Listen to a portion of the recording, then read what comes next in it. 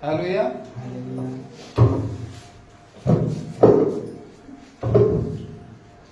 परमेश्वर का वचन जो है ताया हुआ है, परखा हुआ है, खरा है, सोने की भट्टी से निकला हुआ है ना। उस भट्टी से निकला हुआ है जो सचमुच हमारे लिए ताई गई है। हम आज का वचन फिर देखते हैं और आज का जो विषय जो मेरा है फरीसी और आप। क्या है? फरीसी और आप। क्या है आज का विषय? सब बोले बोले बोले बोले, सो तो नहीं रहे। फरीसी और आप। और एक और इसी में मैं जुड़ा है, क्या तुम फरीसी की तरह हो? मैं इसी किसको मैं बोलूं? मैं तीन मैंने शब्दों को मैं लिखा तो तीन टॉपिक मेरे सामने आए जो कि वो एक ही को दिखा रहा है। इसे डिफरेंट तरीके से मैंने लिखा है ना। एक है फरीसी और आप, और दूसरा है क्या तुम फरीसियों की तरह हो, और एक और है जो आपको बीच में मिलेगा जब हम बताएंगे आपको। आज हम देखेंगे फरीसियों के विषय में और इसे तुलना करेंगे, हम लोग इसे देखेंगे और आपसे मैं चाहूंगा कि इसमें आप अपने आप को देखें कि आप इससे मैच तो नहीं खा रहे हैं। ठीक है, ज्यादा कुछ नहीं है, मगर हम देखेंगे कि फरीसियों के बारे में तो आपको समझ जाएंगे। आज हम फरीसियों के बारे में सीखेंगे, ठीक है, और हम देखेंगे कि आप उनकी तरह है या नहीं है। ठीक है, हम उनकी तरह है या नहीं है। ठीक है, पहले हम देखते हैं फरीसियों के बारे में। फरीसी कौन थे? कौन बताएगा मुझे? फरीसी कौन थे? हाँ, धर्म के काम करने वाले। हाँ, देखिए बाइबल में यहूदियों में अगर नया नियम पढ़ते हैं हम लोग, देखेंगे आपको वहां मिलेगा कि नए नियम में है ना, हम देखेंगे यहूदी लोग दो दल में वो बटे हुए थे। और ये नए नियम में आपको देखने को मिलेगा, यहूदी लोग एक फरीसी थे और एक कौन थे? सदूकी थे।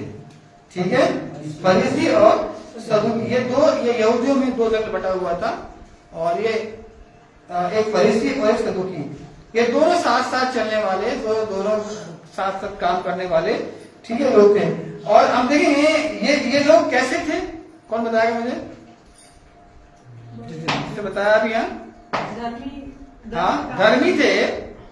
हाँ, और बाइबल में जब हम पढ़ते हैं, अगर बाइबल पढ़ रहे हैं अगर बाइबल पढ़ रहे हैं तो आपको यहाँ पर बहुत कुछ मिल जाएगा। फरीसियों के बारे में बाइबल में भरा हुआ है। बाइबल में फरीसियों के बारे में बहुत कुछ दिया हुआ है, तो आप जान पाएंगे कि फरीसी कौन थे। आप ध्यान से पढ़ें बाइबल तो आप समझ पाएंगे फरीसियों के बारे में यहाँ पर बताया गया है। ठीक है, ये अपने व्यवहार के कारण जाने, इनका व्यवहार डिफरेंट था। इनका व्यवहार, और मैं आपसे कह रहा हूं ये थोड़ा सा अपने आप को भी जांच लें। ठीक है, उनका व्यवहार, ये अपने व्यवहार से पहचाने जाते थे। ये व्यवहार उनका थोड़ा अलग था। ठीक है, कहते धर्मी था, है ना, विशेष था। ये उनका व्यवहार था। परंपराओं का पालन करने वाले थे। परंपराओं को ये ना, ये परंपराओं को बहुत ही, जो परंपराएं जो चली आ रही हैं, है ना, जो वो उनको उसको बहुत अच्छे से उसको माना करते थे। ठीक है, परंपराओं को और रीति रिवाजों को भी ये बहुत अच्छे से मानते थे। ये रीति रिवाज जो भी थी उनकी, वो उनको बहुत अच्छे से माना करते थे और उन पे चला करते थे। ठीक है,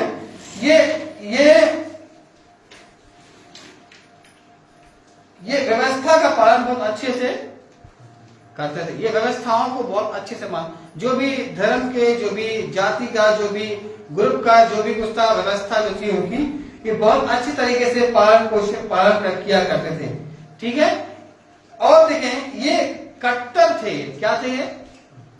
कट्टर थे। ये बहुत ही स्ट्रांग थे, बहुत ही क्या वो कट्टरवादी थे। ये एक कट्टर दल के रूप में ये माने जाते थे। ठीक है, अपने आप को परमेश्वर की सच्ची प्रजा कहते, ये अपने आप को अलग रखते थे, कहते कि मैं परमेश्वर की सच्ची प्रजा हूं, हम परमेश्वर की विशेष जाति हैं। ठीक है, ये लोग, ये बहुत ही पढ़े लिखे लोग थे, ये बहुत ही ज्ञानी व्यक्ति लोग थे, बहुत सी बातों का ज्ञान रखने वाले और बहुत बातों को जानने वाले, वो सब चीजें ये थे। ठीक है, ये पढ़े लिखे थे। ठीक है, ये लोग निकाले गए थे, ये सोचते थे कि सिर्फ मुझे ही परमेश्वर ने, हम लोग को ही परमेश्वर ने निकाला है। अन्य जाति जो थी वो क्या बोलते हैं, वो छोटी जाति है, अछूत है, वो कम वैध, वो उसको वो लोग किया करते थे। बहुत ही उनके अंदर एक कहना ईगो था, या कहें बहुत ज्यादा क्या बोलते हैं, अपने आप को धार्मिक में रिच माना करते थे। ये पैसे वाले भी थे और सब चीजें उनके जीवन में, ये तमाम चीजें थी जो घमंड को भी दिखाती हैं, जो उनके स्वभाव को, ऊंचे स्वभाव को दिखाती थी। ठीक है, और ये तमाम उनके जीवन में ये बातें थी। हम अपने आप को देखें, हम अपने आप को जांचें, कहीं हम ऐसे तो नहीं हैं, कहीं हम ऐसे तो नहीं हैं। हमारा स्वभाव कैसा है, हमारा व्यवहार कैसा है। हम आज ज्यादा पढ़े लिखे हो जाते हैं ना, हम ज्यादा समझदार बन जाते ना, तो हम बहुतों को समझाने में लगते हैं, है ना। आज हम बहुतों लोगों को बताने लगते हैं क्या बोलते। तो ये इस बात को हमको सीखना है। मूसा की व्यवस्था का वर्णन बढ़ा चढ़ा करके भी वो, ठीक है, मूसा की जो व्यवस्था थी, जो मूसा की जो किताब थी, जो उनके थ्योरी के जो धर्म ग्रंथ थे, उसको वो बढ़ा चढ़ा करके वो तमाम उसमें बढ़ा चढ़ा करके तमाम बातों को वो बोला करते थे। ठीक है, आप देखें बाइबल में लोग उनको क्या बोला करते थे, अगर देखें आप पढ़ें, यीशु मसीह ने क्या बोला, यीशु मसीह ने क्या बोला उनको, हाँ, और एक ने और यूहन्ना ने भी कुछ बोला उनको। लाइट नहीं आ रही क्या? वहां से बात है क्या?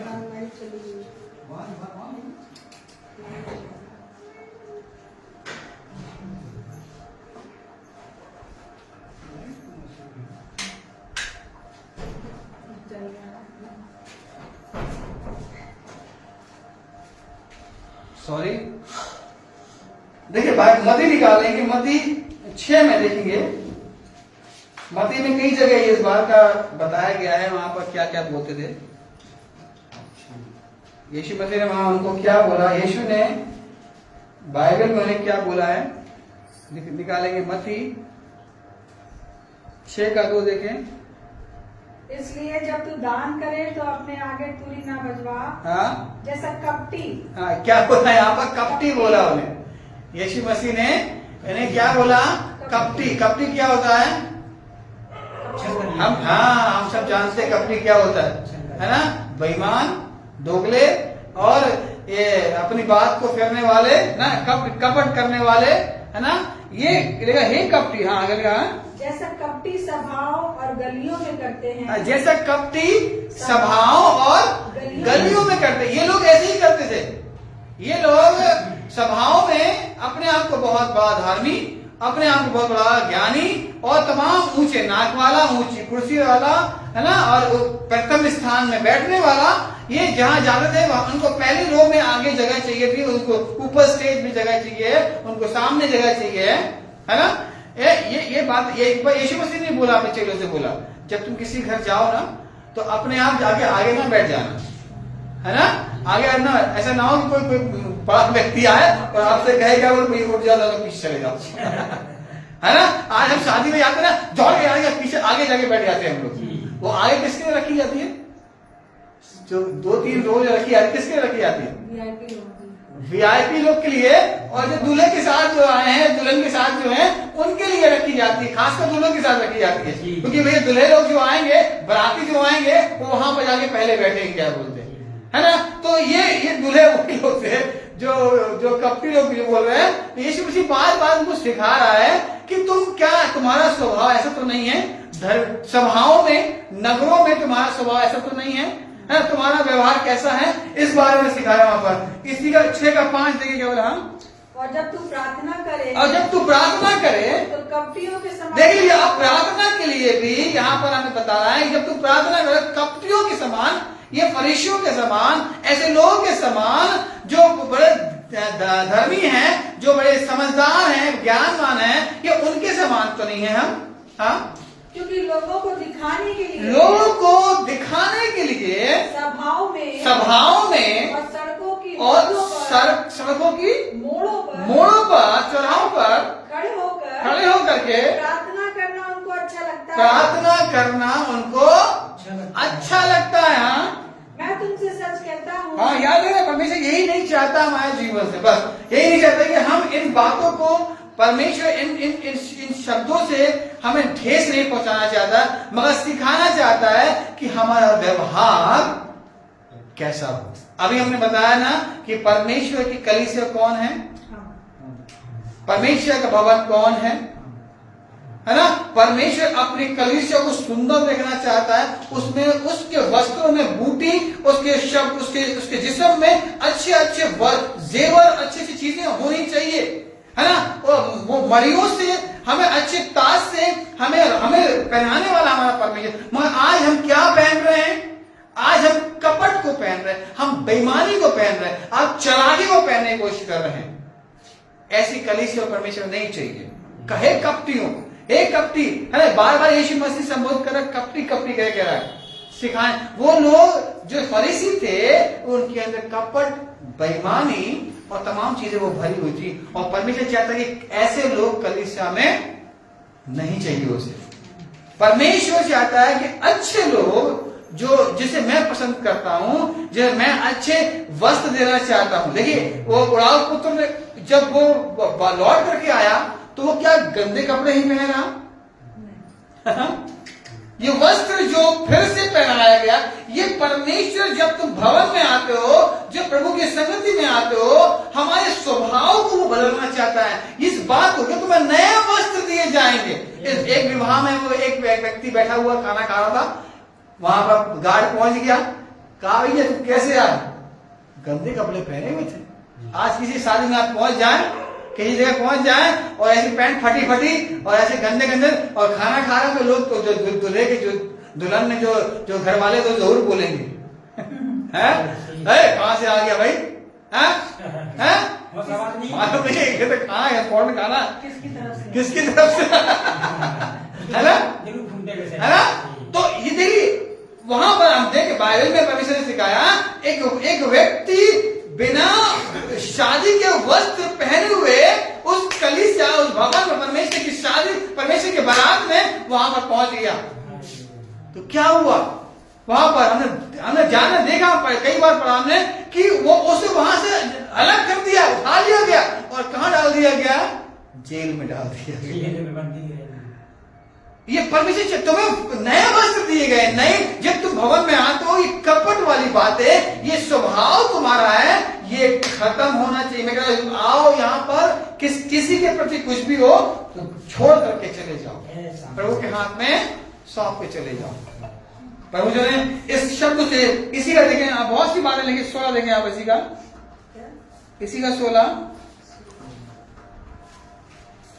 जब तुम उपवास करो तो, जब तुम उपवास, देखिए अब उपवास में भी कपट, ये क्या बात हो गई यार? ठीक है, समझिए बात को। आज हम धर्मी, अपने धर्म के काम से धर्मी नहीं बनते। बाइबल में साफ लिखा है, तुम्हारे काम मैले चिथड़े कपड़ों के समान है।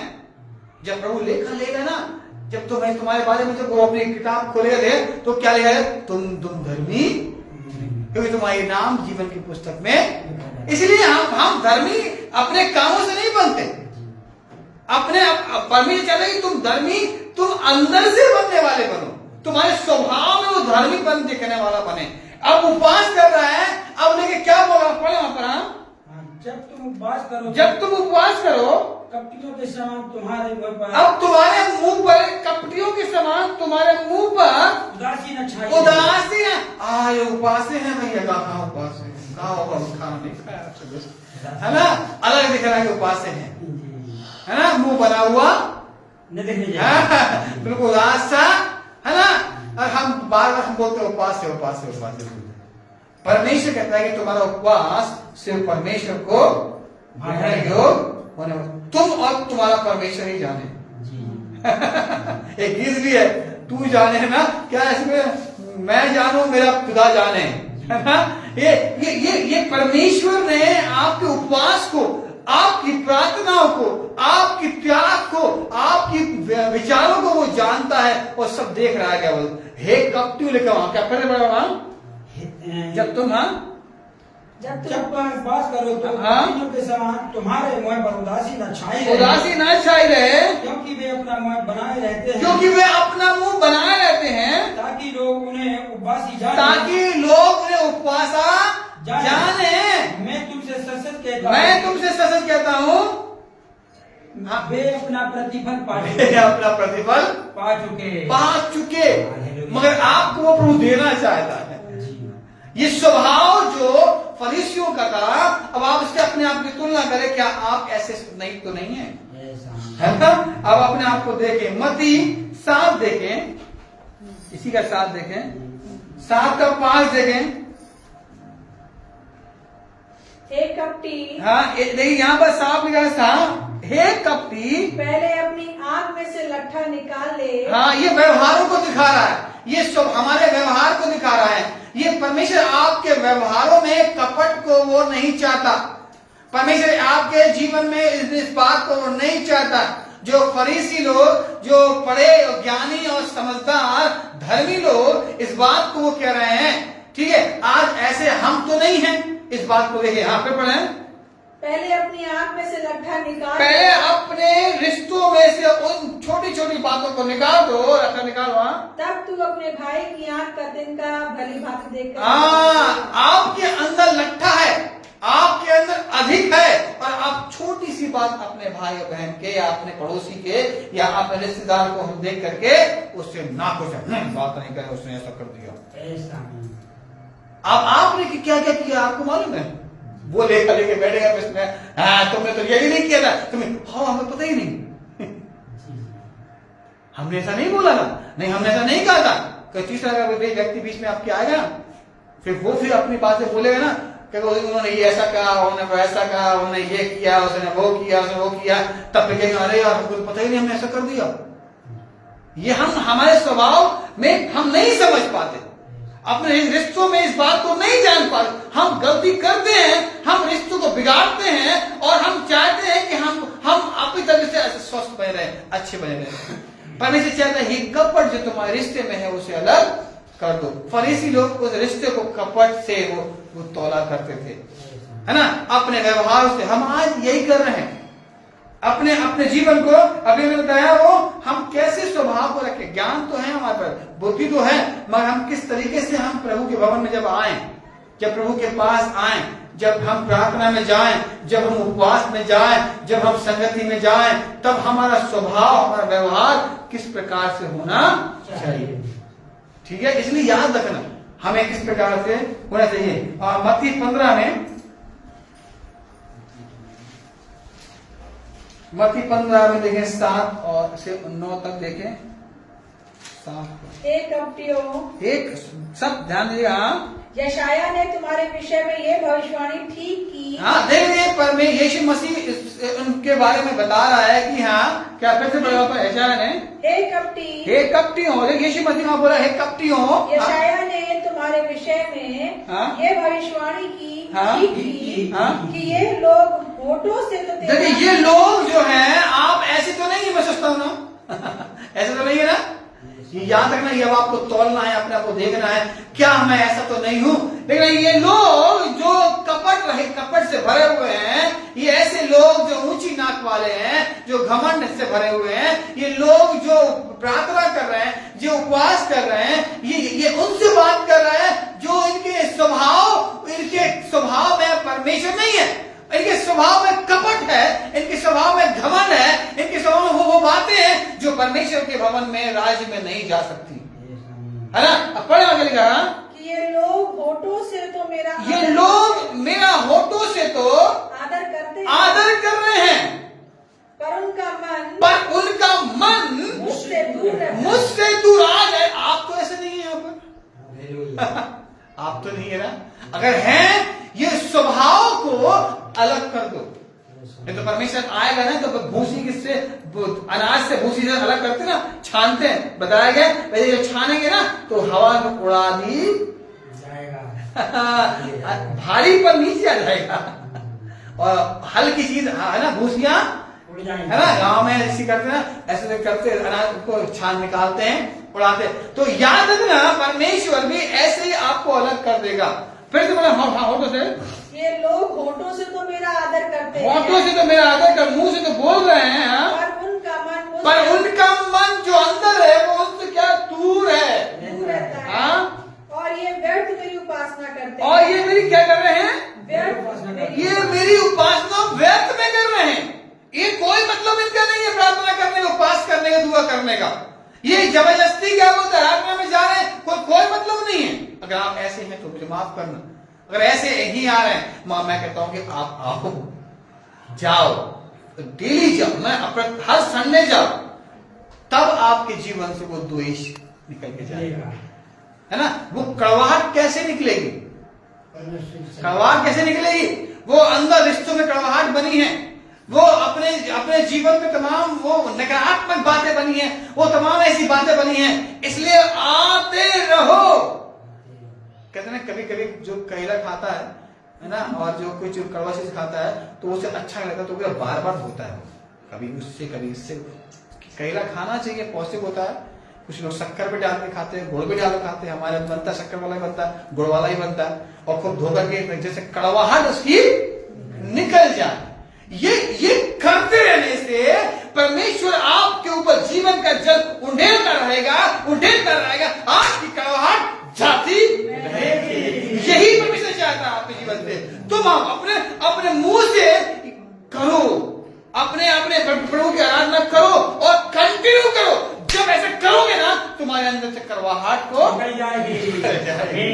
ये कहता है परमेश्वर। हाँ आगे कहता है, और ये व्यर्थ मेरी उपासना करते हैं, ये मेरी व्यर्थ में उपासना करते हैं, क्योंकि मनुष्यों की विधियों को, पर मनुष्यों की विधियों, ये विधियां जो हैं ये बड़ा, हम ये करेंगे, ये वाला त्योहार मनाएंगे, हम ये वाला ओकेशन करेंगे, हम ऐसा करेंगे, हम इस वो लगाएंगे, हम ये वाला दान देंगे, और हम ये सब कर रहे हैं, मगर कलीसिया में नहीं आ रहे।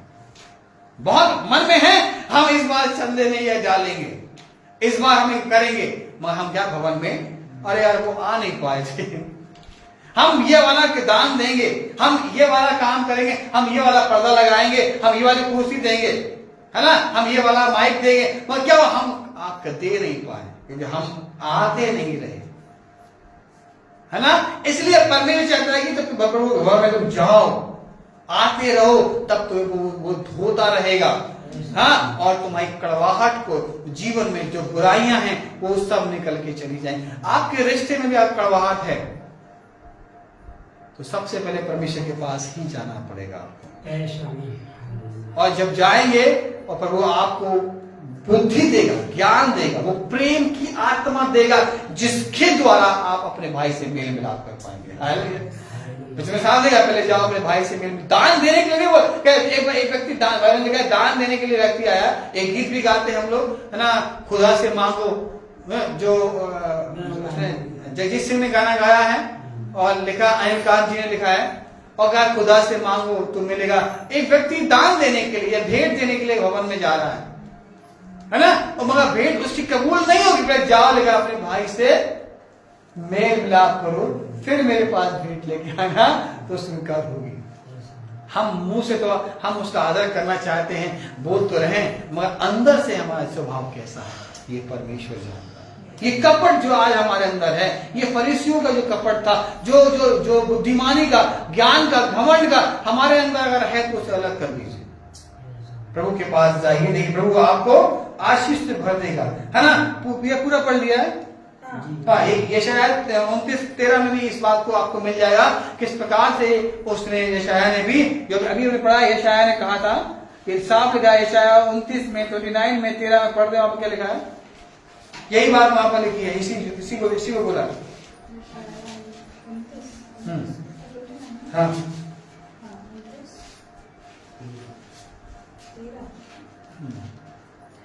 और प्रभु ने कहा, हाँ, ये लोग जो मुंह से मेरा आदर करते ये हैं, लोग जो मेरा मुंह से आदर करते हैं, वे समीप आते, हाँ, परंतु अपना मन मुझसे दूर हाँ, रखते वो हैं। समीप तो आते हैं मगर उनका मन मुझसे नहीं जुड़ा है, उनका मन मुझसे नहीं लगा हुआ है। हाँ?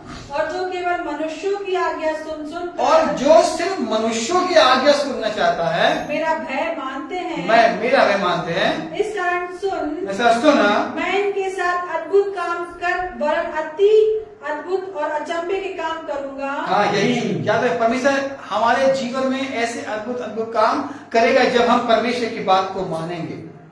किसकी बात मानेंगे आप? हम परमेश्वर की बात माने। मत्ती 15:7 देखें इसी का, 7 से 9 पढ़ दिया हमने, नहीं हाँ पढ़ 3 देखें, सॉरी मत्ती का इसी का 15 देखिए, 15 का 3 देखें। उसने उनको उत्तर दिया, तुम भी अपनी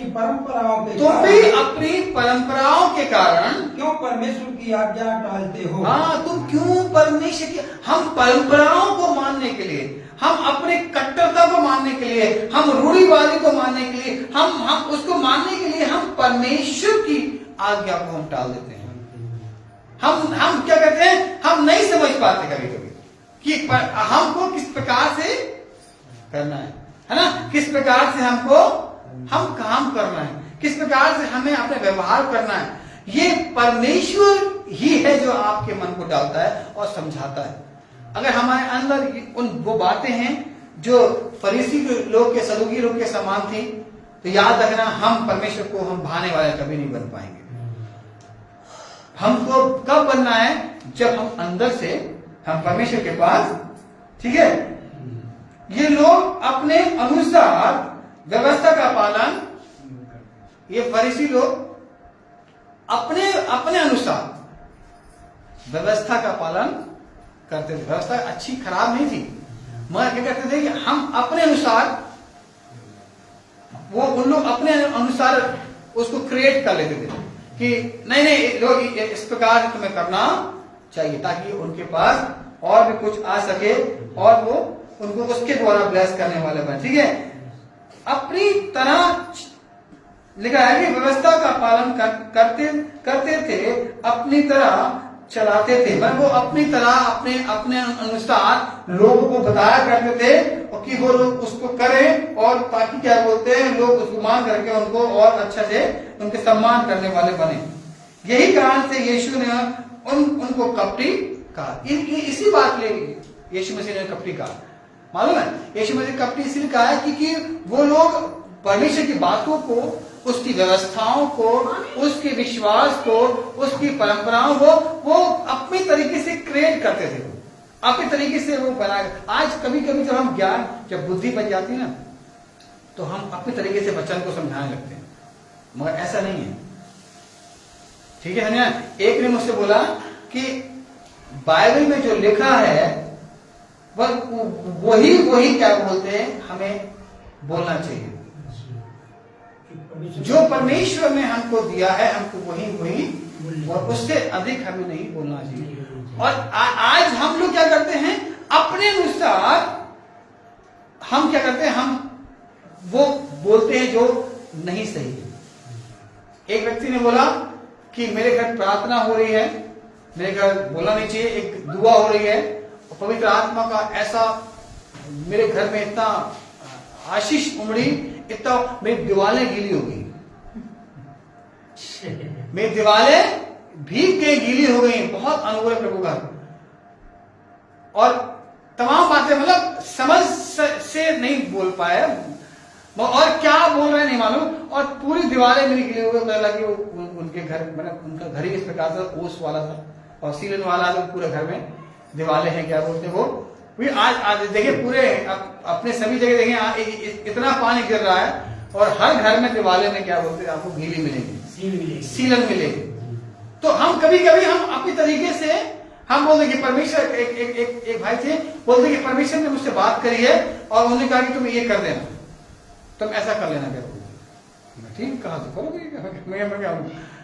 कभी कभी बहुत सी बातें हैं, मतलब हम समझ नहीं रहे, हम उसको परमेश्वर की बातों को हम अपनी तरीके से उसको समझाने की कोशिश कर रहे हैं, मगर परमेश्वर से आप मांगे कि प्रभु अपनी ज्ञान और अपनी बुद्धि मुझे दे, तब मैं समझ पाऊं कि तुम उससे क्या कर। बार बार बोलो, मैं बोलता हूं, डैडी भी हमेशा बोल रहे थे, उस बात के लिए तुम प्रार्थना करो जो बात तुम्हारे मन में परमेश्वर ने डाली है कि ये मुझे बताओ। यीशु मसीह ने, परमेश्वर ने डैडी को 3 बार उनको साइन दिया था यहाँ घूटे कमाने का। एक डैडी ने एक ही उन्हें कहा था कि मुझे ऐसा करिए परमेश्वर, जिससे मैं जान जाऊं कि आप मुझे आप यहां से वहां ले जाना चाहते हैं। तो अगले दिन वो बात उनके हो गई जो बहुत कठिन थी। फिर डैडी बोला, अरे हो सकता है कि क्या बोलते हैं कि ये ऐसी हो गया हो, परमेश्वर अगर ये वाली बात हो जाएगी जो बहुत कठिन है, तब मैं जानूंगा कि आपके द्वारा ये कही गई है। वो वाली बात भी 1-2 दिन के बाद वो भी पूरी हो गई जो बहुत कठिन थी। तो बड़े कहेंगे अरे क्या फिर हो गई, हो गई हो। अब परमेश्वर, ये बहुत कठिन बात है, ये बहुत कठिन बात है, ये अगर हो जाएगा तो मैं जान जाऊंगा ये तेरी ओर से, जो कि मुश्किल, ये नामुमकिन है होने को, विश्वास मानेंगे वो भी बात अगले दिन पूरी हो गई। डैडी समझ गया है कि परमेश्वर की बुलाहट है और मुझे क्या बोलते हैं वहां पर जाना है, और डैडी सब चीज छोड़ के यहाँ गोटे गांव में डैडी आ गए। तो ये जब आपसे परमेश्वर बात करे, जब आपके जीवन परमेश्वर आपसे कुछ कहे, तो आपको परमेश्वर से बातचीत करना, प्रभु जी मुझे स्पष्ट बता कि तेरी ओर से है परमेश्वर, तो परमेश्वर की आत्मा आपको बताएगी कि मेरी ओर से है। मूसा मूसा परमेश्वर से लड़ाई कर रहा और नहीं, मैं नहीं जाऊंगा, मैं नहीं जाऊंगा, मैं नहीं जाऊंगा, यही चीज चलता है। तो मूसा बार बार कह रहा है, परमेश्वर ने उसे बताया। तो ये चीज नकारात्मक बात है, ये बहुत सी बातें आती है, मगर आपको परमेश्वर के पास आपको बने रहना। ठीक है, आगे चलते हैं, समय काफी हो गया। ठीक है, आगे देखिए क्या बोलते हैं, हम निकाले। देखिए एक व्यक्ति ने और भी इन फरीसियों को कुछ बोला था। क्या बोला था मालूम है? यीशु मसीह ने एक शब्द और बोला है इनके लिए, 2 शब्द बोले हैं। पहला हम देखें, हम लोग मत्ती देखिए, इसी को निकाल लेंगे। मत्ती 7:3-7। एक और शख्स था जिसने इनके लिए कुछ बोला। 3 का, हाँ, जब उसने बहुतेरे फरीसी और सदूकियों को बपतिस्मे के लिए अपने पास आते देखा, जब ऐसे लोग, फरीसी लोग और ये बहुत से ऐसे लोग, धर्मी लोग, सदूकी लोग, ये यूहन्ना के पास आ रहे थे बैप्टिज्म के लिए, तो उसने क्या किया, उन्हें रोक दिया वहां पर। और क्या वहां बोल रहा है? तो उनसे कहा, हाँ? कि हे सांप के बच्चों, देखिए वो क्या बोल रहा है, सांप के बच्चों, तुम्हें किसने जता दिया कि आने वाले क्रोध से भागो, आने वाले क्रोध से तुम भागो। पर मैं ये यूहन्ना भी इन्हें, इनकी चालाकियों को, इनके बेईमानियों को ये सांप से तुलना कर रहा है। सांप का कौन है मालूम है? बाइबल में शैतान को बताया गया। ये शैतान के बच्चों कह रहा है, इनडायरेक्टली हो रहा है, सांप के बच्चों, है ना। ये कह रहा है कि तुम्हें किसने बता दिया, अरे तुम क्या बोल रहे हैं? ये बता रहा है, क्योंकि उनके अभी में पढ़ा ना, उनका जो मन, होठ से तो वो क्या कर रहे हैं, प्रभु का आदर कर रहे हैं, मगर अंदर से क्या है, नहीं मान रहे, है ना। यीशु मसीह के पीछे भीड़ चलती थी मालूम है। अभी हम देखेंगे यीशु मसीह के पीछे, यीशु मसीह ने क्यों कपटी बोला मालूम है? इसीलिए बोला कि यीशु मसीह के पीछे पीछे लोग चल रहे हैं, फरीसी और सदूकी भी चल रहे हैं, और लोग चल रहे हैं। काय के चल रहे हैं मालूम है? हाँ, कि ताकि वो कोई दोष पकड़ ले, कोई ऐसी बात पकड़ ले, कोई ऐसी चालाकी पकड़ ले, ऐसी बात पकड़ ले जिसके द्वारा हमें इन पे इल्जाम लगाने वाले बने, हम यीशु मसीह पे इल्जाम लगाने। इसलिए यीशु मसीह का तुम्हारे अंदर कपट, तुम इसलिए नहीं आए तो सब कुछ सुनने के लिए आए हो, और तुम इसलिए आए हो कि कोई बात पकड़ ले इसकी। आज हम भवन में क्यों आते हैं? आज हम चर्च में क्यों आ रहे हैं? अच्छी बात, प्रभु बहुत बहुत धन्यवाद कि आप आशीष पाने के लिए। कुछ लोग आते हैं सिर्फ आज गीत अच्छा नहीं हुआ, आज लाइट अच्छी नहीं लगी, आज कुर्सियां सही से नहीं साफ हुई, आज जाले लगे थे, आज ऐसा पता अच्छा नहीं लगा, आज वो माइक सिस्टम बड़ा खराब था, है? और एक दूसरे की चुगली करने, ड्रेस दिखाने, है ना, अपना ये करने के लिए हम आ रहे हैं। इसलिए उससे डरते भी थे यहोना। यहोना ने कई फरीसियों को, राजाओं को, रानियों को लताड़ दिया, डांट दिया। इसी कारण उसको क्या बोलते, मौत से सजा मिल गई थी। परमेश्वर ये वो क्या मैं बताना चाहता हूं कि वो बोल, यीशु मसीह ने बोला मालूम आपको, यीशु मसीह ने भी बोला इसको। अब देख लेंगे क्या बोलते हैं। एक और निकाले हम लोग, मत्ती 12 निकाले, 12 का निकाले आप, 34, 34। हे सांप के बच्चों, हाँ, हे सांप, ये तो यीशु मसीह भी यहाँ बोल रहा है, हे सांप के बच्चों, तुम बुरे होकर क्यों अच्छी बातें कह सकते हो। हाँ, तुम बुरे होकर के अच्छी बात तुम्हारे मुंह से निकल ही नहीं सकती। ये उनके स्वभाव। आज आपका स्वभाव तो ऐसा नहीं है, हैं? ऐसा नहीं, कौन का स्वभाव है? सांप बच्चों का स्वभाव तो नहीं है हमारा, है? इसलिए हम अपनी गलतियों को देखें और उसे ठीक करें। हम अपनी गलतियों को परखें, समझें, और हम अपनी गलतियों को ठीक, तब आप परमेश्वर के संतान। वो लोग बदलते नहीं थे, वो लोग ठीक नहीं, वचन सुन रहे हैं मगर सुन करके उसको मान नहीं रहे। कई बार यीशु मसीह ने उन्हें सिखाया और लोगों ने कहा कि इस वचन के कारण उन्होंने ठेस पहुंची। वो फरीसियों को ठेस लगी, उनको दुख हुआ कि ऐसा ये बोल दिया गया हमारे लिए। और कई बार कि फरीसियों ने यीशु मसीह को पकड़ने के लिए, कई बार यीशु मसीह को मारने के लिए युक्तियां बनाई। आज हमसे कोई बोल देना तो क्या बोलते, हमको बुरा लगा, आप देख लेंगे, बाहर आ जाओ। पास्टर साहब कोई बोल देना, पास्टर साहब को डांट देंगे, तो आपने ऐसा बोल दिया, क्यों बोला आपने? लड़ाई आज से क्यों हो रही है? आज हम बुराइयों को जो है अंदर, उसे करेक्शन नहीं कर रहे। आज हम ठीक नहीं कर रहे। यीशु मसीह इसीलिए बोल रहा है, यीशु मसीह के पीछे चल रहा है, यीशु मसीह के पीछे चल रहे हैं। वो उस बात को सुन रहे हैं, वो क्या चमत्कार देख रहे हैं, बड़ी बड़ी बातें देख रहे हैं। परमेश्वर की व्यवस्थाओं को वो यीशु मसीह बता रहा है, बहुत अच्छे से समझा रहा है, मगर वो अपने तरीके से हैं, इसलिए वो उसको सुनना नहीं मांग रहे हैं। वो अंदर से उसे ग्रहण करना नहीं मांग रहे हैं, है ना? इसलिए हमें क्या करना है, हमें समझना है। हमें ऐसे लोगों से हमें क्या, ये लोग क्या लिख रहे हैं, ये लोग कैसे हैं? चालबाज हैं, ये दोगले हैं, है ना? ये इनके अंदर दोगलापन है। तो ये देख करके यीशु मसीह ने उन्हें डांटा ना। ये हिस्से में जितने लोग हैं, ऐसे लोगों से आप दूर रहें जो चुगली करने वाले हैं। जो लड़ने वाले हैं, ऐसे लोग दूर रहें। जो लड़ाई करने वाले लोग हैं, उनसे भी आप दूर रहें।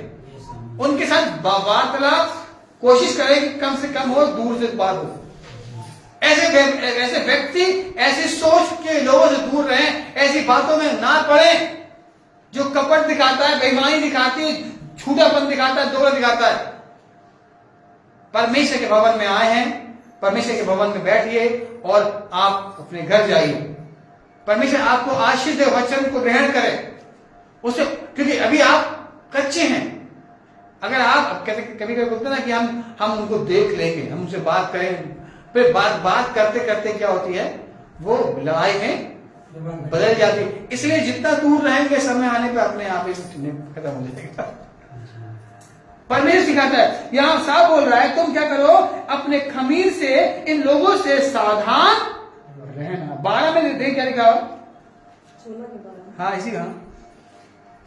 तब उनकी समझ में आया कि उसने रोटी के खमीर से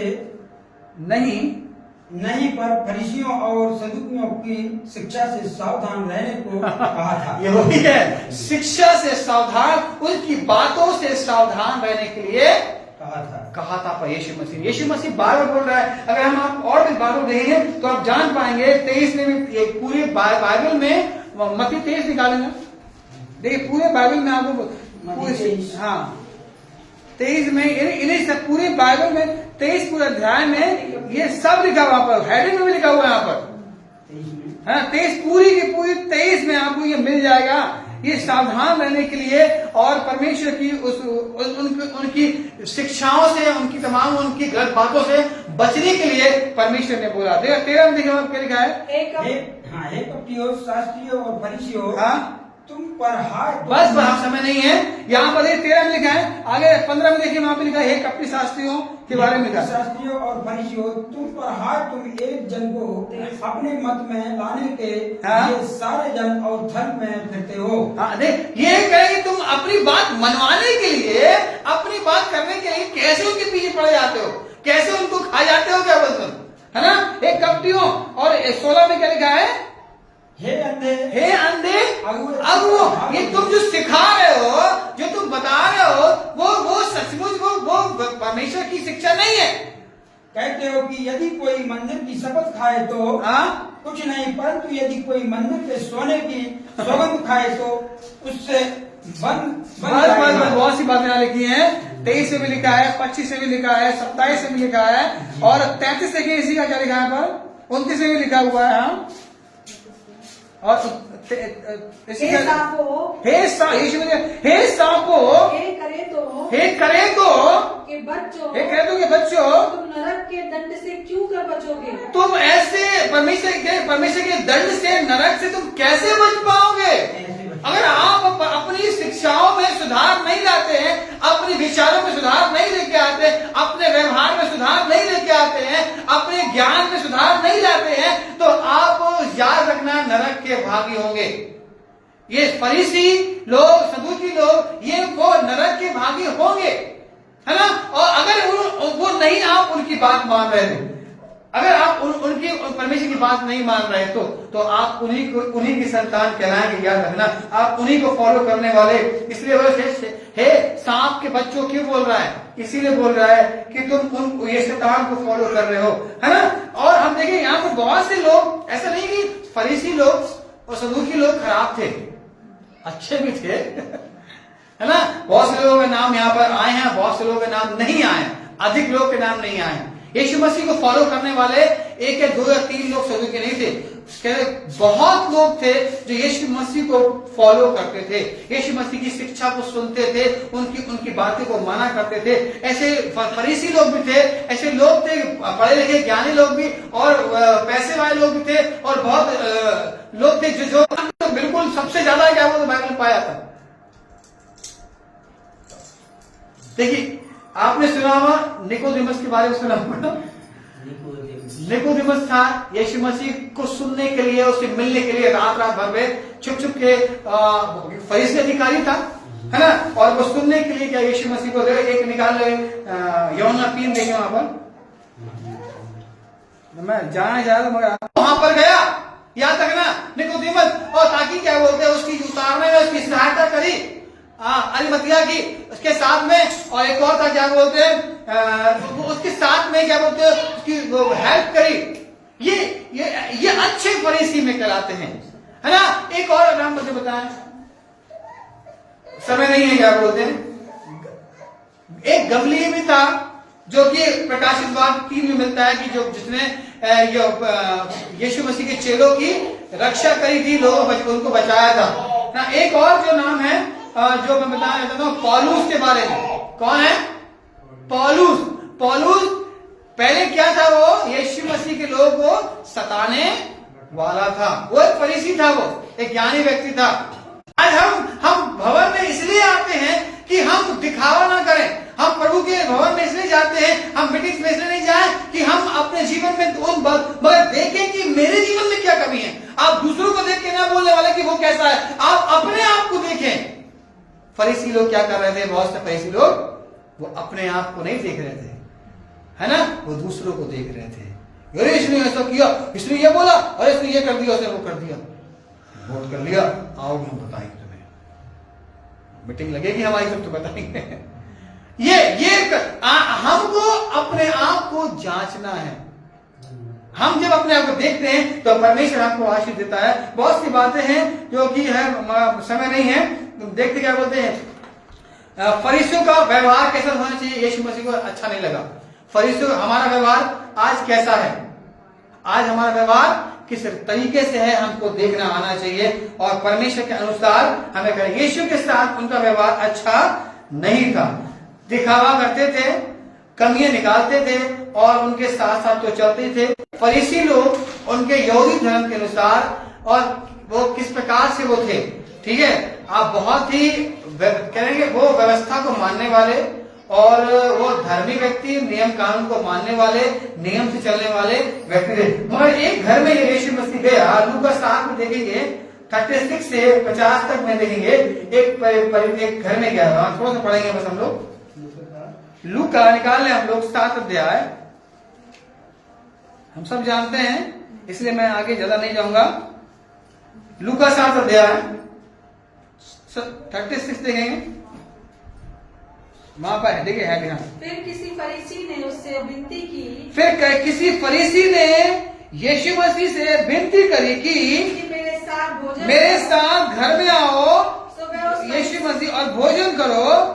सो वे उस फरीसी के घर में जाकर, तो इसलिए यीशु मसीह और उसके चेले फरीसी के घर जाकर के वहां पर उसके घर में गए।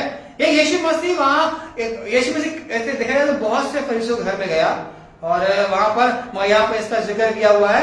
यीशु मसीह फरीसी घर में बुलाया गया, यीशु मसीह वहां फरीसी घर में गया और आप जानते हैं वहां पर क्या हुआ। हाँ और पढ़ें। और देखो उस नगर की एक पापिन स्त्री, हाँ उस नगर की पापिन स्त्री ये जानकर कि वे फरीसी के घर में भोजन करने बैठा है, हाँ संगमरमर के पात्र में इत्र लाई। देखिए वो यीशु मसीह के पास, यीशु मसीह को देखिए फरीसी, अभी आप समझेंगे क्या बोलते हैं। यीशु मसीह उस घर में आया, ठीक है, और एक खबर लगी कि यीशु मसीह उस घर में है, तो एक स्त्री जो पापिन थी, जो यीशु मसीह ने उसको बचाया था, वो यीशु मसीह के पास आई और देखिए वहां आई है क्या होता है, और उसके पाँव के पास पीछे खड़ी होकर, उसके पाँव के पास पीछे खड़े होकर के रोती हुई, हाँ? उसके पाँव को आंसुओं से भिगोने, हाँ? और अपने सिर के बालों से पोंछने लगी, हाँ? और उसके पाँव बार बार चूम कर उन पर इत्र मला। हाँ? ये देखकर वह फरीसी जिसने उसे बुलाया था, हाँ? अपने मन में सोचने लगा, हाँ? यदि ये भविष्यवक्ता होता। देखिए अब फरीसी ये मन में बात को सोच रहा है, ठीक है, यहाँ पर सोच, अब यीशु मसीह वहां उसकी सोच को वहां ठीक कर रहे हैं वहां। यदि भविष्यवक्ता होता तो जान जाता, हाँ? कि ये जो उसे छू रही है वह कौन और कैसी स्त्री। ये मन में फरीसी अपने मन में सोच रहा कि यीशु मसीह, अरे ये तो ऐसे ही व्यक्ति है, देखिए लेके तो आया था आदर के साथ, अपने और कितना आदर उसने किया है ना। हम किसी मेहमान घर में बुलाते हैं तो कितना आदर हम दे रहे हैं, ये व्यवहार। प्रभु यीशु मसीह के प्रति उनकी आत्मा कूट पाप भरा है। हाँ देखिए फरीसी जो वहां पर आया, ये यीशु मसीह वहां उस फरीसी घर में आया और उस घर में जो पापिन स्त्री एक स्त्री आए और जो फरीसी जानता है ये पापिन स्त्री है। अब यीशु फरीसी मन में ये बात सोच रहा, हे ये तो पापिन स्त्री है। ये पापी लोग उनके अनुसार, फरीसियों के अनुसार उनको उनसे दूर रहते थे, वो उनकी दूरी बहुत लंबी हुआ करती थी, वो दूर से बात करने वाले, छूते भी नहीं थे उनको, और वो बहुत पापिन स्त्री थी, व्यभिचार पकड़ गई पापिन स्त्री थी। तो यीशु वो कहता है ये मैं जानता हूँ, यीशु मसीह जानता है, और ये इसको छू रही है क्या बोलते हैं, उसके पैरों पे छू रही है क्या बोलते हैं। तो कह रहे ये तो पाप, ये यीशु मसीह है, ये ऐसे ही है क्या बोलते हैं। फरीसी सोच रहा, हाँ यीशु ने उसको, नहीं सुन लिया यीशु मसीह, जब वो मन में वो बात कह रहा, ये मन में उसने सुन ली, जब मन में विचार किया आया यीशु मसीह ने सुन लिया कि हे शमौन मुझे तुझसे कुछ कहना है, वह बोला हे गुरु कह। हाँ जी गुरु जी, हाँ जी गुरु जी, बोलिए मन में आओगे आप बाद में, हाँ जी गुरु जी बोले हाँ बोले, हाँ किसी महाजन के 2 दिन, बस यहाँ पर वहां पर किस्म ले गया। देख यहाँ पर परमेश्वर उसकी मन की बात जान करके अब उससे वहां पर बातचीत हो रही क्या बोलते हैं, और यीशु मसीह जान गया इसके मन में क्या चल रहा है। देखिए अब यीशु मसीह अब उसको इस घटना के द्वारा, एक किस्से के द्वारा, एक एग्जाम्पल के द्वारा उसको वहां समझाने की कोशिश कर रहा है किसका कितना माफ होगा। एक तुम हो और एक पापिन स्त्री है, अब माफी किसको मिलेगी, वहां वो खुद उत्तर दे रहा है कि जिसका अधिक पाप होगा वो उसे अधिक, है ना, अधिक क्षमा उसको मिलेगी। किसी का 100 रुपए माफ किया, एक लेनदार था, उसने 100 रुपए लिया। चलिए पढ़ लीजिए यहाँ पर देखना, अच्छा हाँ ये सुन, यीशु ने उसको उत्तर दिया, कहा, हे शिमोन, मुझे तुझसे कुछ कहना है। हाँ। गुरु कह, किसी महाजन के 2 देनदार थे, हाँ। एक 500 और दूसरा 50 दिनार। एक 500 और एक का 50। हाँ। जबकि उनके पास पटाने को कुछ ना रहा, और दोनों के पास पटाने के लिए उनको देनदार को देने कुछ नहीं रहा, तो उसने दोनों को क्षमा कर दिया। उसने दोनों को, जिसने दिया था वो दोनों को, तुम्हारे पास भी नहीं, तुम्हारे पास भी नहीं, अरे जाओ, चलो माफ कर दिया। हाँ, 100 में से अब बताओ। हाँ, 100 में से कौन उससे अधिक प्रेम? अब बताओ कि उन दोनों में से कौन अधिक प्रेम करेगा मुझे? एक का 50 और एक का 500, बताओ। शमौन ने उत्तर दिया, हाँ? मेरी समझ में वह जिसका उसने। अब आपसे पूछे, बताइए जिसके पास ज्यादा उधार हो। किसको? जिस दो थे, एक के पास 50 रुपए था, माफ कर दिया, और एक के पास 500 रुपए दिए, उसको माफ कर। अब बताओ, अब कौन व्यक्ति उससे अधिक प्रेम करेगा? हाँ, बताएं, बोले। 500। जिसका अधिक क्षमा किया गया, जिसका 500 क्षमा किया, 1000 क्षमा किया, लाख क्षमा किया, इतने गुनाह पाप माफ कर दिए उसके, वो अधिक प्रेम। तो अब देखिए यहाँ क्या बोले। हाँ, शमौन ने उत्तर दिया, हाँ? मेरी समझ से वह जिसका उसने अधिक छोड़ दिया। जिसका अधिक छोड़ दिया। उसने उसे कहा, तूने ठीक विचार किया। तूने कहा, बिल्कुल सही बोल रहा है, बिल्कुल सही समझदार हो, बिल्कुल सही तुम बोल रहे हो। क्या बोलते? जिसका अधिक क्षमा किया। अब तुमको समझा रहा, अब समझे। और उस स्त्री की ओर फिर कर उसने अब उस स्त्री की ओर यीशु मसीह ने शमौन को इशारा किया, हमने बोला, क्या तू इस स्त्री को देखता है? शमौन को क्या इस स्त्री को देखता है? मैं तेरे घर में आया। मैं, अब देखिए, आपको व्यवहार को दिखा, मैं तेरे घर में आया, यहूदियों का व्यवहार था। हाँ, परंतु तूने मेरे पांव धोने के लिए पानी ना दिया। हाँ, देख लीजिए, यहाँ यहूदियों का व्यवस्था थी कि एक धुलाने वाला गेट पे खड़ा रहेगा, और घर में आने से पहले आंगन में वो धुलाने वाला पांव पानी देता था, हाथ पैर धो करके आप उस घर के अंदर प्रवेश करेंगे। मगर जब तुमने मुझे बुलाया, वो पानी ना दिया। व्यवहार का अंतर आया।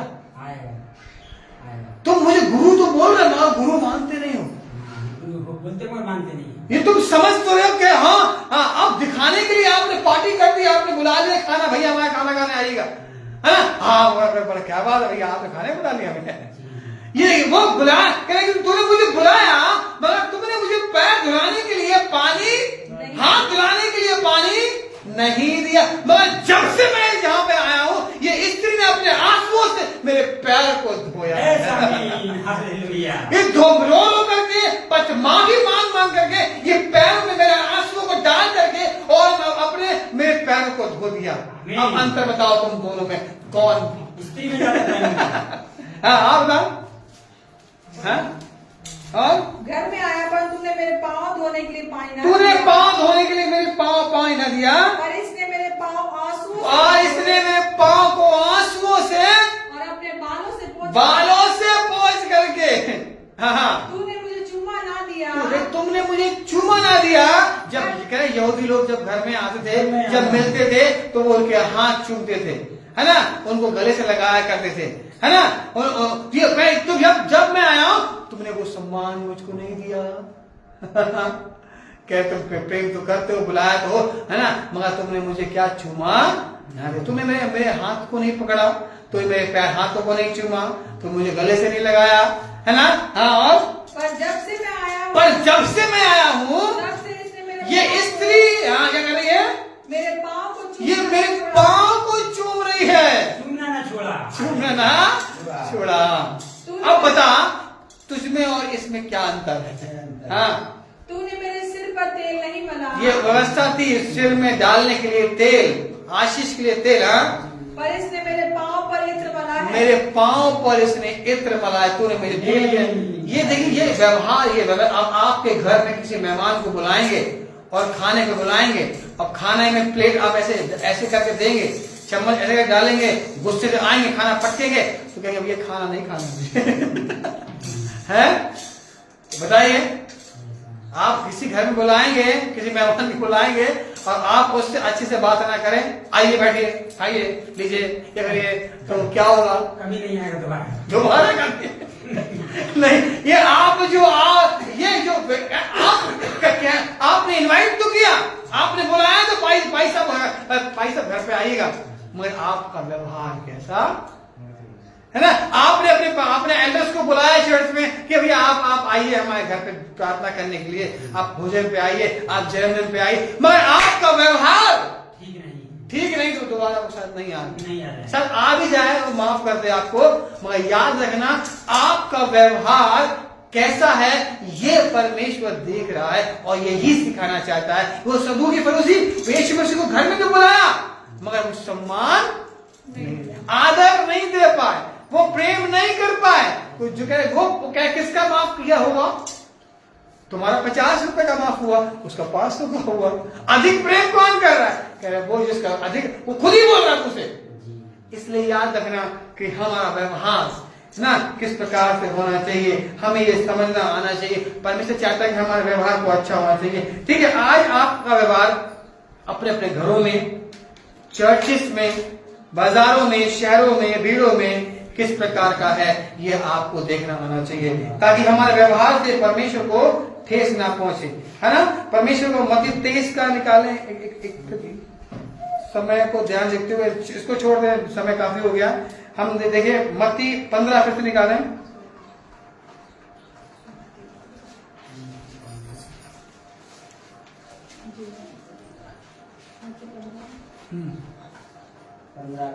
पंद्रह का 12 से 14 देखिए। तब चेलों ने आकर उससे कहा, क्या तू जानता है कि फरीसी ने यह वचन सुनकर ठोकर खाई। हाँ देख लीजिए, ये जब आपको कोई करेक्शन करे ना, जब आपको सुधारे तो ठेस नहीं लगनी चाहिए। आपको क्या करना है, उसे कबूल ना आना चाहिए। बहुत से लोग जब कुछ बोलते हैं ना तो वो बुरा मान जाते हैं। हमें क्या करना है, बुरा नहीं माना, हमें ग्रहण करना है कि हमारे लिए परमेश्वर का दिया हुआ ये परमेश्वर के दिए हुए दास हैं जो हमारे लिए दिए गए हैं, हमारे घर के लिए दिए गए हैं, ताकि इनके द्वारा हम अपने जीवन में सुधार लेके आए। ठीक है क्या, और पढ़ने के लिए उसने उत्तर दिया, हर पौधा जो मेरे स्वर्गीय पिता ने नहीं लगाया उनको जाने दो। उनको जाने दो, ऐसे लोग को जाने दो जो नहीं सुनते हैं, जो नहीं मानते हैं, जो नहीं सुधार करते, जो अपने जीवन में वहीं पर रहना चाहते हैं, वहीं पर रहना चाहते हैं, वो बदलाव नहीं चाहते हैं। आज आपके घर में आपका व्यवहार, आपके पति और पत्नी का व्यवहार, बच्चों का व्यवहार, आपके सरकार का आपका सरकार के प्रति व्यवहार, आपके काम काज का जहां काम कर रहे हैं वहां का व्यवहार, आपके तमाम रिश्तेदारों का व्यवहार, आपके कलीसिया, ये सब चीजें परमेश्वर नोट करता देख रहा है। और जब कोई सिखाए उस बात को तो ग्रहण करना आना चाहिए। तो क्या ये नहीं बोला कि तुम होते कौन है वो ठीक करने वाले, तुम होते कौन है मुझे बताने वाले। अरे कोई है तभी तो बोल रहा है।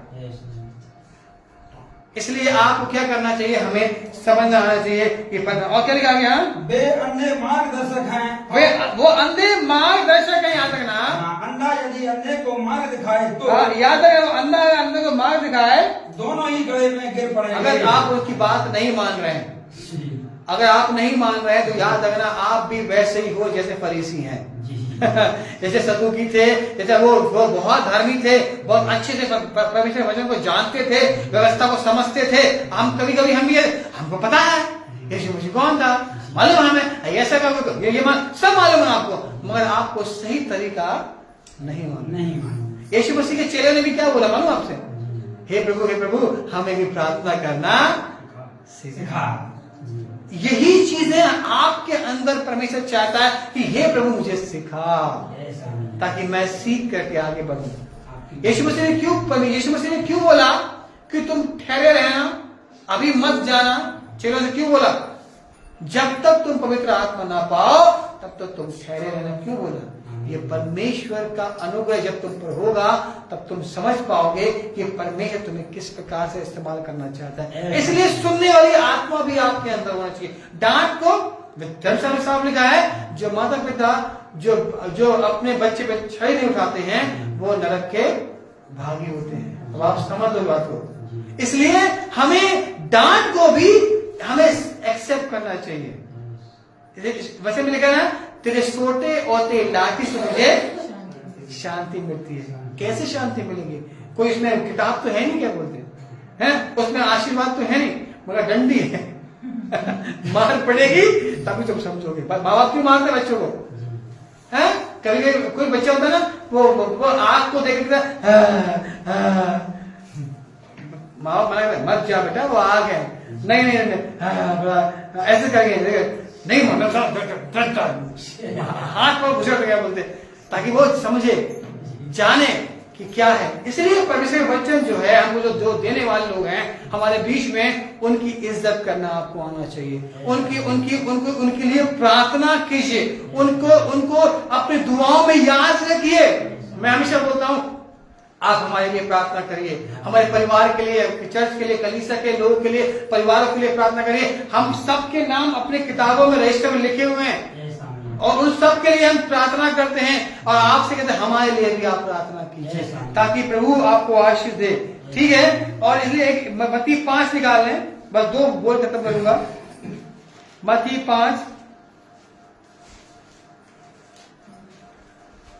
5 का 20 देखें।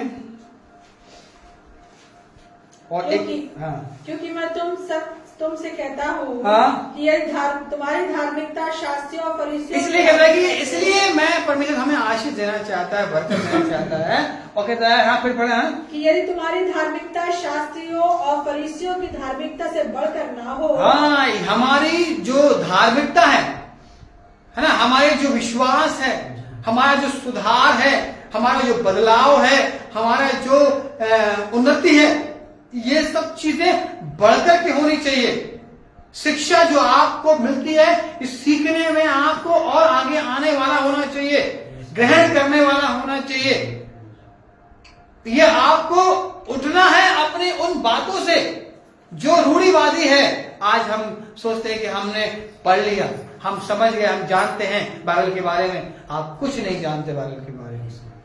इसलिए प्रभु से प्रार्थना करें कि वो आपको समझाए। हाँ, बढ़कर ना हो तो तुम स्वर्ग के राज में कभी प्रवेश करने ना। हाँ, इसलिए आपको परमेश्वर के पास जाना है तो आपको बढ़ करके, मतलब कि मक्कारी में नहीं क्या होगा और मक्कारी को ठीक करने के लिए, समझ से बात करने के लिए, समझ से सोचने के लिए यहाँ पर भवन में आते हैं। आप सुनने के लिए तैयार रहें, गीत गाने के लिए। अपने व्यवहारों को देखिए, अपने घरों में देखिए, आप किस तरीके से बातचीत कर रहे हैं, किस तरीके से आप एक दूसरे के साथ वार्तालाप कर रहे हैं, आपका व्यवहार, आपके बड़ों के प्रति व्यवहार, ये याद रखना। हम क्या कर रहे हैं, हम अपनी तरीके से चलने की कोशिश कर रहे हैं, मगर परमेश्वर कह रहा है कि तुम अपनी तरीके से नहीं, परमेश्वर के तरीके से चलने की कोशिश करो। जब तुम अपनी धार्मिकता में परमेश्वर को लेकर आओगे ना, तब परमेश्वर तुम्हारे जीवन में बहुत अद्भुत काम करेगा। एक और निकाले, फिलिपियों 4 का 5, बस लास्ट है।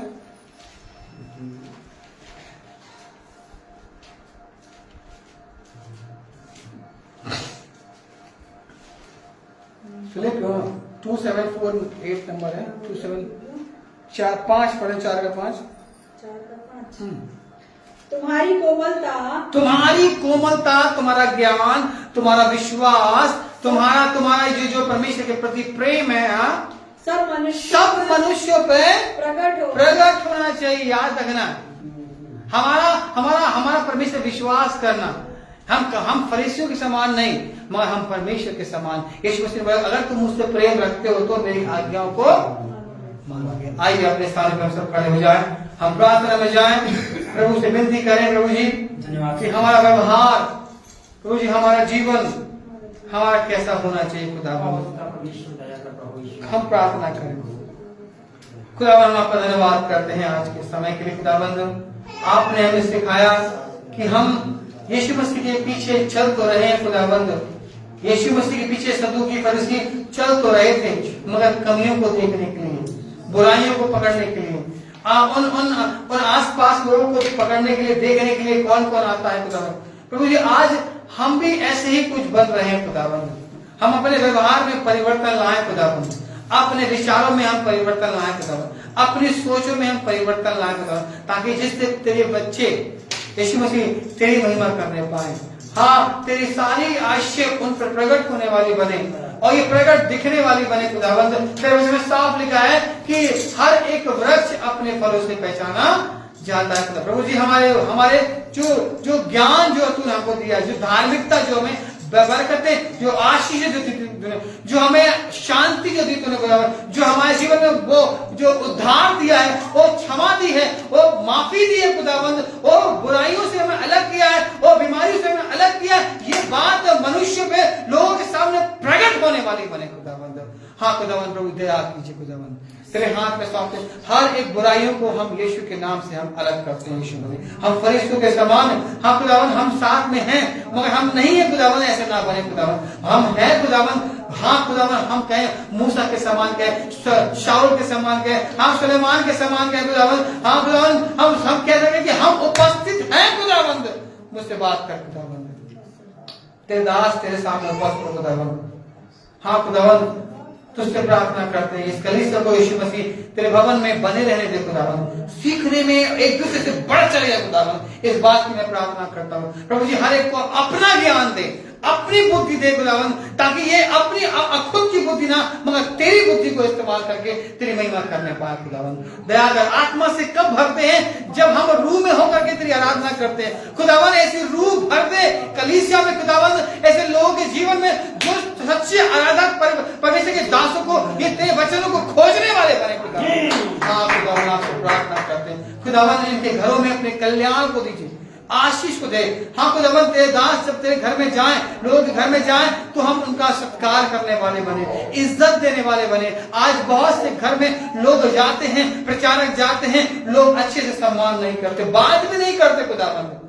हाँ खुदावन प्रभु जी आपसे प्रार्थना करते हैं, विनती करते हैं प्रभु जी हम वो रिस्पेक्ट करने वाले बने, आदर देने वाले बने खुदावन। हाँ खुदावन दया कर यीशु मसीह तेरे हाथ में सौंपते इस कलीसिया को प्रभु जी अपनी निपुणता में इन्हें बढ़ाइए खुदावन, कि इन्हें आप कपटी ना कह सके खुदावन, इन्हें आप बेईमान ना कह सकें, इन्हें दोगला ना कह सकें, इन्हें आप ये ना कह सकें दो नाव पे पैर रखने वाले ना कह सके खुदावन, चालाकी इनके जीवन में ना प्रभु जी, मगर ये वो बने जो तू चाहता है, परमेश्वर के संतान बने, तेरे राज्य के अधिकारी बने खुदावन। ओ अनंत जीवन तूने कहा इन्हीं का है खुदावंद, जो तेरे पास आने वाले इनको तेरे पास लाने दे, कंटिन्यू आने दे खुदावन, ताकि तेरे पास बने रहे, जिससे ये बहुत सफल प्राप्त करने वाले बने खुदावन। तेरे हाथ में सौंपते सारी कलीसिया को, हर एक परिवार घराने को तेरे हाथ में सौंपते, सबको तेरे हाथ में सौंपते, अपने मुताबिक इन्हें बनाइए खुदावन, ये तुझ में होकर के तेरी सृष्टि बन जाए खुदावन, ताकि तेरे द्वारा इनके द्वारा तेरी महिमा होने पाए खुदावन, जिससे लोग प्रकट होने वाले बने खुदावन। ये तेरे हाथ में सौंपते हैं, आज के दिन को तेरे हाथ में सौंपते हैं, यीशु के नाम से मांग लेते हैं, आइए प्रभु की प्रार्थना करें। है हमारे पिता जो स्वर्ग में है, तेरा नाम पवित्र माना जाए, तेरे राज आ जाए, जिस प्रकार से मर्जी स्वर्ग में होती है हमें रोज को बख्शे, इस प्रकार से हम बच्चे क्षमा करते हैं तो भी हमें तक क्षमा कर, हमें आजमाइश में लाइए, बुराई से बचाइए, राज अपराध और महिमा सदा तेरी। आशीष वचन लेंगे, परमेश्वर का प्रेम, यीशु मसीह का अनुग्रह, पवित्र आत्मा की सहभागिता, उसके आने तक, द्वितीय आगमन तक सदा हम बनी रहने वाली बने।